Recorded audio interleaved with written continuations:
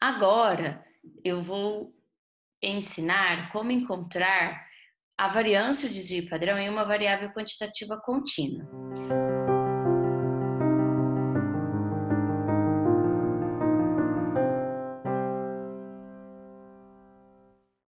O exemplo que eu trago aí é representativo de uma população. Vamos lá? Calcule a variância e o desvio padrão da distribuição a seguir sobre as horas extras trabalhadas semanalmente de 20 funcionários de uma determinada empresa. Então, a variável pesquisada é o número de horas extras trabalhadas semanalmente por um total de 20 funcionários. Então, essa é a minha variável pesquisada. Se a minha variável pesquisada está agrupada, então, por isso que é uma variável quantitativa contínua, porque os meus dados estão agrupados, neste caso, de 2 em 2. Então, nós temos como frequência simples o número de funcionários. Eu tenho 5 funcionários que trabalharam de 2 até 4 horas extras nesta semana pesquisada, 6 funcionários que trabalharam de 4 até 6 horas extras nesta semana pesquisada e 9 funcionários que trabalharam de 6 até 8 horas extras nessa semana pesquisada. Qual que é a diferença da variável quantitativa discreta com a variável quantitativa contínua? As fórmulas são as mesmas. A diferença é que na variável quantitativa contínua eu preciso primeiro encontrar o ponto médio de cada intervalo de classe. E isso você já sabe fazer, porque eu já abordei em vídeos anteriores. Se você ainda não sabe, corre lá e assiste os nossos vídeos anteriores. Então, nós temos da primeira linha, o ponto médio é 3.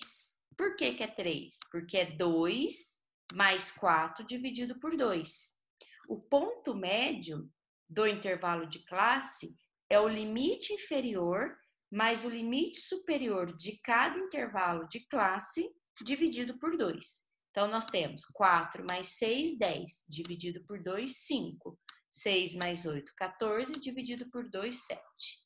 A primeira coisa que nós temos que fazer para encontrar o desvio padrão, que é a raiz quadrada da variância, é a média. E aqui nós usamos a média ponderada simples. Então, temos a frequência simples vezes o ponto médio da primeira linha, mais frequência simples vezes o ponto médio da segunda linha, e frequência simples vezes o ponto médio da terceira linha. Multiplicando e depois somando, temos 108, dividido pelo total, que é 20. Então, a nossa média é de 5,4. Então, em média, cada trabalhador fez 5,4 horas extras nesta semana. Agora, a gente já pode encontrar o desvio padrão. Qual que é a fórmula do desvio padrão? É a raiz quadrada da variância. E qual que é a fórmula da variância? Somatório da variável pesquisada menos a média ao quadrado vezes a frequência simples dividido pelo somatório da frequência simples. Então, nós vamos aplicar essa fórmula aqui, que é a variável pesquisada menos a média ao quadrado vezes a frequência simples de cada linha e somar.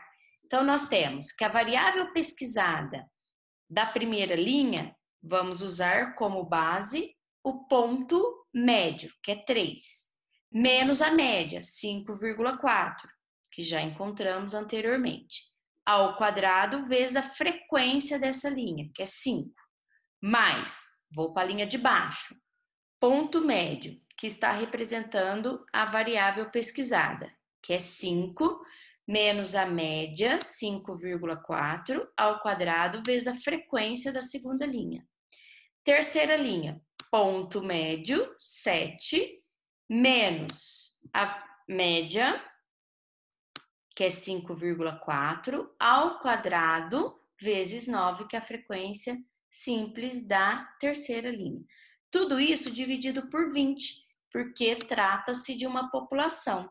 Se fosse amostra, seria 20 menos 1, tá? Então, nós temos que 3 menos 5,4 ao quadrado vezes 5 é igual a 28,8. Mais 5 menos 5,4 ao quadrado vezes 6 é igual a 0,96. Mais 7 menos 5,4 ao quadrado vezes 9 é 23,04. Somando, vamos ter 52,8 dividido por 20, que vai dar uma variância de 2,64. O desvio padrão é a raiz quadrada da variância. Portanto, temos de desvio padrão 1,62.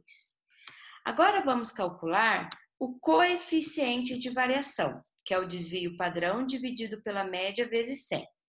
Temos de desvio padrão 1,62, dividido pela média, que é 5,4, vezes 100, portanto, um coeficiente de variação de 30%.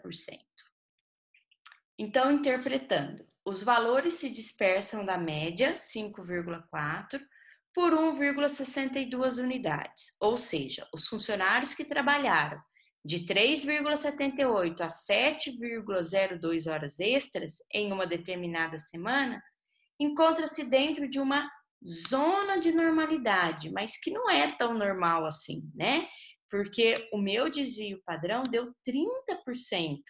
É um desvio padrão considerado alto, porque essa zona de normalidade de 3,78 a 7,02 é muito grande. Então, aqui eu tenho um espaço muito grande. Então, isso quer dizer que os dados estão se afastando da média por 30%. E isso é alto, não é baixo, né? Então, os dados, quanto mais se afastam da média, pior é.